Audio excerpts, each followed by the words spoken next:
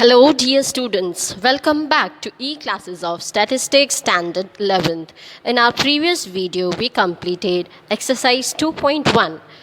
In this video, we are going to study about the new method, that is tabulation. So let's have a detailed study about it. We'll study about its meaning, uses and rules. Let's begin with meaning.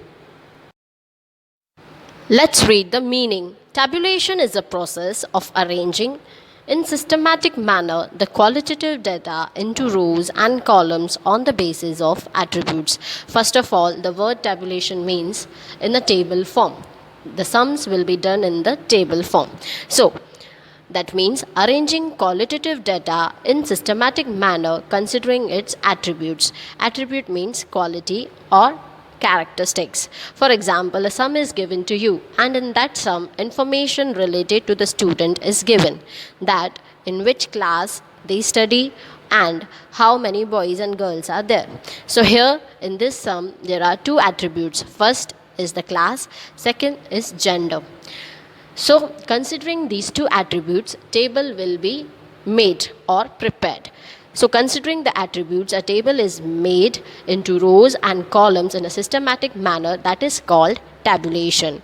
In the tabulation, title of the table, source of the data and explanation of the data are given. Now let's have a brief study about the uses of tabulation. First use, simple and precise. That means tabulation helps in representing the large data or the extensive data in a simple and short manner or precise manner so that it is easy to understand. Second point, information. The required information can be obtained easily with the help of tabulation. Third point, comparison. Various characteristics can be compared easily and can be placed side by side with the help of tabulation. Fourth, deviation can be found. Deviation means errors or mistake. As rows and columns are totaled, so errors can be rectified easily. Fifth point, saves time, money and labor. Time, money and labor can be saved as unnecessary information is removed, so it can be saved. Time, money and labor. Sixth point, analysis of data. Analysis of data becomes simple and convenient due to tabulation. So here we are done with the uses of tabulation. Now let's study the rules of tabulation. First rule, appropriate title. Appropriate title should be given so that it can easily be identified that regarding which matter table is prepared. Second, simple captions. There should be simple, clear and short captions written in rows and columns.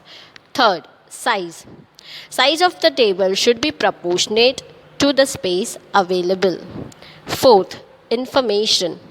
Interrelated information should be placed next or adjacent to each other. Fifth, numbers. Large numbers should be represented in hundreds, thousands, lakhs or crores. Sixth, systematic lines. Systematic and separate lines should be drawn to distinguish main characteristics of the data. Seventh, provisions.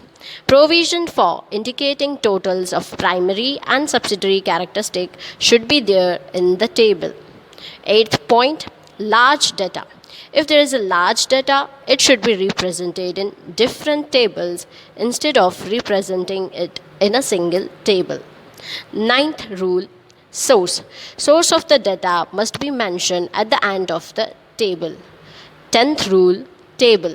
Before preparing final table, a rough table should be prepared so that mistakes can be rectified or there can be less errors while preparing the final table. So here we are done with the rules of tabulation. In our next video, we are going to do the sums related to tabulation. Till then, revise the topic, go through it. Thank you.